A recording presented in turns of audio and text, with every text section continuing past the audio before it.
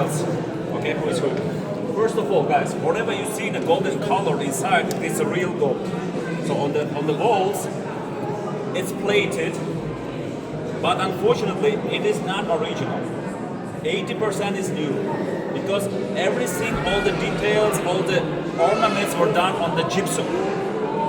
It was a gypsum covered walls, and you know the big disadvantage of the gypsum. When it is getting wet, it's getting leak, it's falling down. As it was traditional material, and that's why it was lost more than 80%. And during the restoration, it was spent 5 kgs of gold. It was not much, but it was enough to repeat the same work used to be before. Okay? So starting from here, all this golden painting up to the top, it is real gold. On the foundation of the walls for the decoration, it is used onyx stone. This is onyx stone. Sorry. Uzbekistan does not have onyx. Totally. And that onyx was brought from Iran. Iran. But not this part is new. That part is original. That part is from 15th century. Actually, it is also Iranian onyx, but this is new Iranian onyx. During the restorations, they brought from Iran again.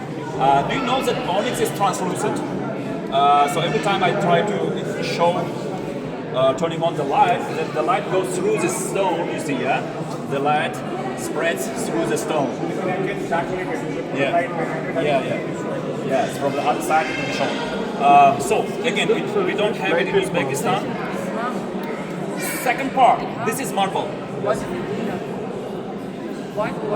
that? What? For decoration, it is half precious stone onyx. It's translucent, the light goes through the stone. So, this is marble. This part is marble. But starting from these squares, it's missing here. Starting from these squares, guys, all these squares are 3D, okay? It's not in a flat. It's not painted, it's like 3D.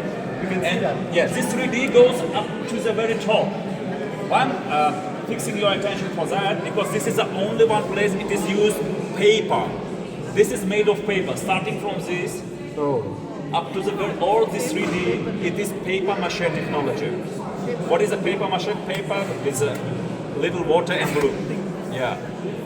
In other places, of historical places of Samarkand, you cannot see anywhere paper mache. It's the only one place. It was used back in the days. If they repeat it the same way, because you see. Yes. So on the painting, you use different colors, including gold painting. Okay, but this is done on the paper mache. They start all these forms, all this up to the very top. Whatever you see, not flat surface but 3D surface, it will be made from paper. Okay. Whatever we are seeing in the gold color, that's all together 5 kg. Gold. Yeah. Altogether, it's gold plated, and altogether close to 5 kg. It was a little bit less, 4.69. Okay. So, guys, for construction, you should understand 2 moments. One main moment, we have a basement underneath. We have a room, and the room is under us, and it is crypt, and it is the grave place. All the graves are down, but unfortunately in modern life for the last 30 years, visitors are not allowed to go downstairs. Actually, we are not missing anything. No decoration, nothing extraordinary there. Small room, but the graves are there. And they have a gravestone above, grave in the ground, stones above, and we are on the second level, stones, representing the burden against 2 stones. So these are all the representation of the gravestone. Second main moment you should know, dome, double dome, 2 domes here. Now you see inner dome, which is 8 meters lower than external dome. From outside it was 33 meters, from inside is 25 meters. The Persian style, they made a little bit changes for architecture. It is also Islamic architecture. We used to have Islamic architecture before Timur. So they were domes and minar, but they were just without decoration, they were a little bit different shapes. But Persian style made some changes in the shapes, some changes in the decoration. And double dome comes with the Persian architecture. Why it was built double dome? Many domes are double. It was for only one reason, keeping the temperature inside. Double walls, double dome, like a thermos. In the summertime, it is not hot inside. In the winter time, it is not cool inside. Winter is cold here, minus 20, minus 15, snowing, up to minus 27. You go inside, it is not cold. Of course, not hot, but it's not cold. And in summertime again, plus 45, 50 degrees outside, you come inside, it's like plus 13. That is for keeping the temperature. It was, people were not having heating system back in the days, they were not having AC, and they were smarter to do all these calculations. So double dome and room under this. So paper mache all around, and as I told you, and many things is new, but when the masters doing restorations in the modern life, they leave some spaces not touching to show the people how was the bad condition before restoration. Okay, it's supposed to be like this one. You see, almost everything is missing. These small parts over there, over here, over there, it is showing the view, the condition before restoration. So it means originally it was like this. 600 years after it becomes like this, but people made their best to make it back this. Okay, that is a good idea. Old photos and these parts are showing the conditions before and after. So guys, but this is very arrogant, saying that the Sultan is the God's shadow on earth. If you good to him, if you good to him, God is good to you. And vice versa. Wow. you know, there are a lot of rules for religion, and there are some exceptions for some people. Exactly, that has nothing to do with religion. So that's why, until nowadays, the leaders have many exceptional moments for themselves. They can allow for themselves to have the many exceptional moments. So it's not upon me. I cannot do anything with that. It's like, so guys, 9 burdens, 8 of them in the center. The burden number 9 is out of the center to the left side. I start from the very beginning. Who was the first? The first one was the grandson. Okay. Yeah, the first from the light. It's actually again onyx stone. Yeah, it's actually onyx, the same stone. Okay. On the floors down, here also onyx. Inside the grating. Outside not, but inside is onyx, like this. So, Muhammad Sultan, that was the name of the grandson. This building was devoted to him. And that's why on the walls you will see Muhammad, Muhammad, Muhammad, Muhammad 4 times in each year. Wait, is it inside that? Yeah, inside the squares. Kufi letter. I thought it was the prophet. Actually, yeah, it is a prophet name, yeah. But look at these angles. You see the angles? You see the stars? And pay attention to the details of the stars. Inside each time, 3 times Muhammad is there. Can you read it? Yeah. So inside this I will show you how to do it. that is a very nice combination of calligraphy with the geometrical patterns. People were so smart to make the calligraphy with the geometrical patterns. So there is no Amir Timur name, that is all Muhammad. Here you can So especially this is meant for Muhammad. Muhammad Sultan, that was the name of the grandson, Grandson. the first grandson. Second Timur, he is in the center. black wood. Actually, it is not black, guys. Oh, It seems like a black, it's a very dark green. dark green. It is a really extremely dark green. Onyx green. No, actually it's a little bit different. It is a jade. Jade. Yeah, it is a very rare sort of jade. It is original from 14th century. This jade stone extremely unusual because it's Mongolian jade. Do you know the story about this gravestone? I will tell. Little bit break. I will tell about that was the throne of Genghis Khan originally. Okay, the throne of Genghis Khan. The jade was the throne of Genghis Khan, and after the death of Genghis Khan, everyone was fighting for the throne of Genghis Khan. And there was a story: if someone has the throne of Genghis Khan, he will get the strength and the power of Genghis Khan. Because jade stone is giving energy. Okay, and that was a. Timur was so fanatic about Genghis Khan, and one of his goals was to take the throne of Genghis Khan. And when he got the throne of Genghis Khan, he was taking the energy, and he becomes extremely good. And he never lost any war. It's original stone or It's original. But when Timur passed away, the descendants of Timur, this decision was to make the gravestone for him. You know, almost 250 years after, in 1740, 18th century, that was another occupation of Iran. I mean, Iran last time occupied Central Asia. His name was Nadir Shah King, maybe you know. Nadir Shah. He went up to India, Nadir Shah. And you know what he did do? He took the gravestone of Timur. It's original story. He took it, maybe he knew about the story. But 6 months later, he gave it back, but in a broken way. It was single piece, now it is not single. It is 3 parts or 4 parts joined together. Was the reason repair? Yeah, the stories, maybe legendary stories, are telling that he wanted the strengths of Genghis Khan, and he was definitely knowing about the throne of Genghis Khan. That became the gravestone. But once he got it, he was like touching and everything. But he got extremely sick. He was about to die, and his mentors, his peers, explained that it is because of this stone. It used to be the throne, it becomes a gravestone, and the energy was changing. You should give it back. And on the way back, it was broken, or it was some. House stones don't suit everyone, right? So maybe he's drawing energy by that stone. Maybe. It's kind of legendary stories connected with the truth. I don't know the exact history, but the exact history is he took it out, it is a true, and gave it back after 6 months in a broken way. Yeah. From Iran? Yeah, from Iran. And that was the time all the treasures of Timur, which left after Timur 250 years after.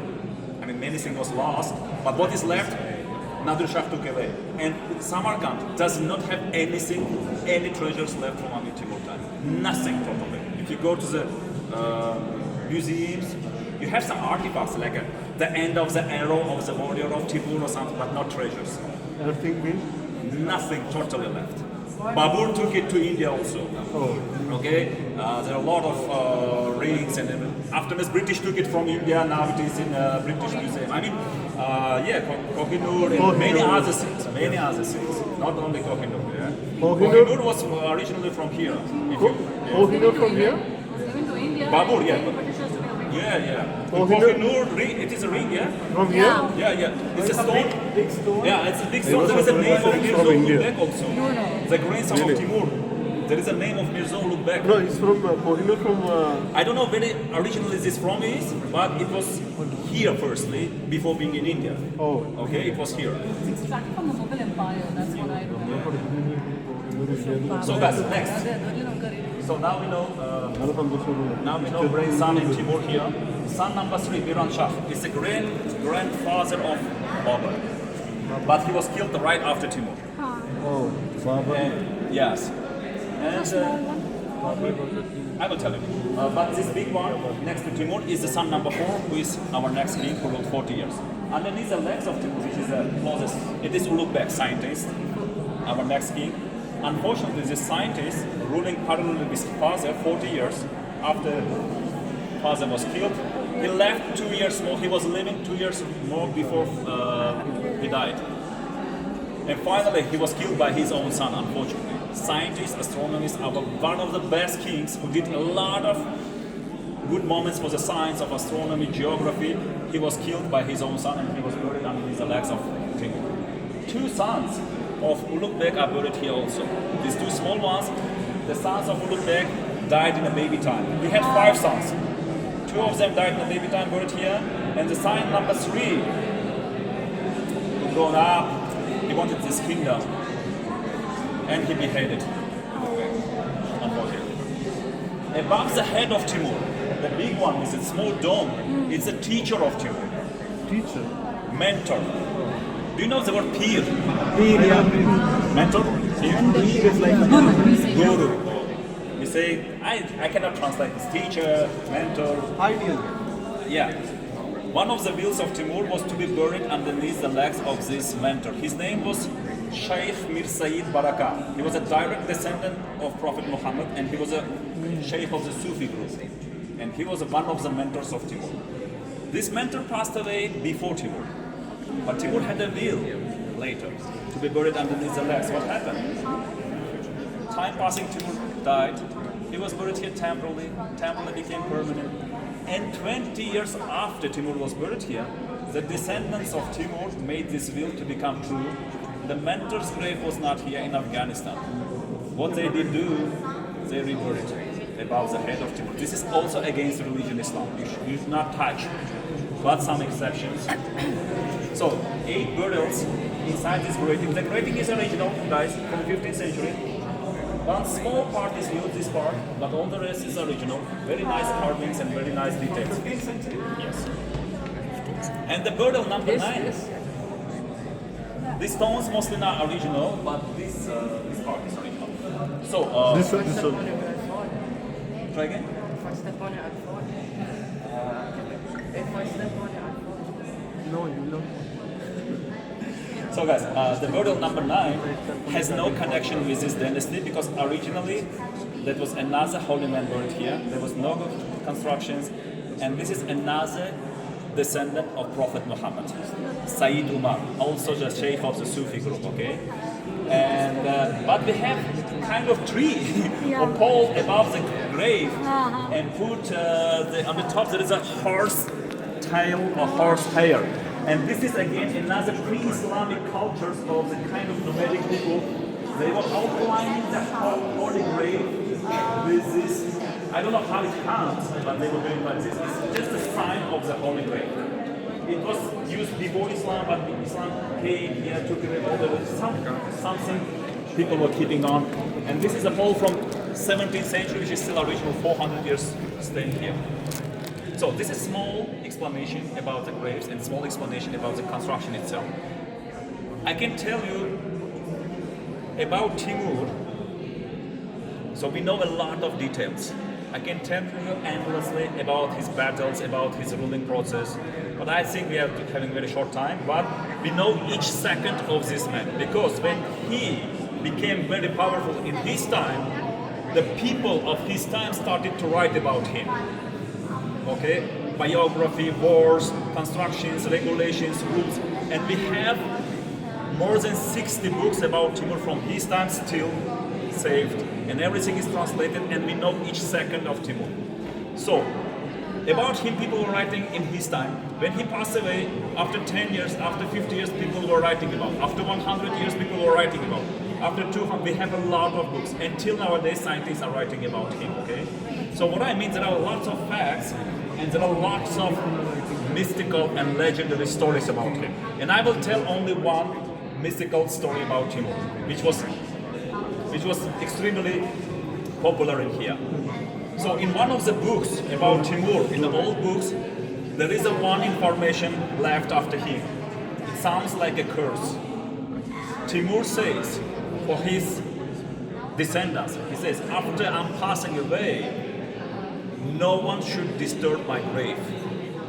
And he said the explanation was like he's the king of the bloody wars. He spent thousands of bloody wars. And he said, if someone disturbs my grave, he will let my spirit out, and the great bloody war will start again. Do not do it. He's warning. What happened in 1941? We are coming back to the story when this grave was opened by the Russian scientists. It's kind of, not only Russian, but all Sovietic, including local scientists. And there is a story which is worked out for this curse. You know what's happening? Mr. Stalin, the leader of Soviet Union in that time, he had a big interest in his biography, and there were so many questions and questions and questions and no answers. And it was special order of Mr. Stalin to collect the best scientists and start the expeditions here. And the group of the scientists coming here, they were about to open the grave of Timur June 20, 1941. It started June 20, 1941. I mean, there are 5 graves were opened. So 2 small ones never touched, and 2 sheikhs, 2 holy men, all the other guys, they were open. But started not Timur. Started by his grandson Ulugh. It was May. In May month, they opened the grave of Ulugh, and the second was Timur. The date was June 20, 1940. It's a true story. When the scientists came here, they met thousands of local people. And all the local people were saying, you should not disturb the grave of Timur. And they were bringing old books and showing the part where it is written, it is kind of curse. And the scientists explained that, no, step back, the order of Mr. Stalin. And even Stalin ordered to take it in a video to show him later.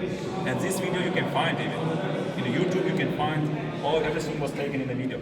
So, people were against, people were aggressive, but it didn't work out, and scientists opened June 20, 1941. After one day, June 22, 1941, Hitler starts an occupation of Soviet Union. That was a great, bloody war we ever had in our history. It's kind of worked out, I don't know. Maybe coincidence, maybe not coincidence, but still, this mystical story happened in here.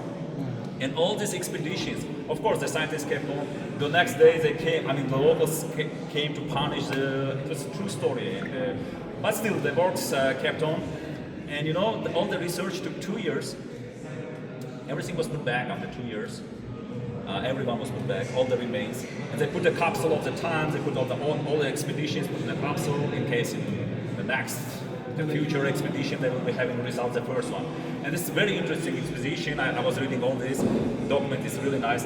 But you know what happened another thing? When Timur was put back, after one day, Hitler starts to go back. It was a result of Stalingrad War, which is the most bloody process of the World War II. Stalingrad War, millions of people died, but made a good opposition to Hitler for many, many months.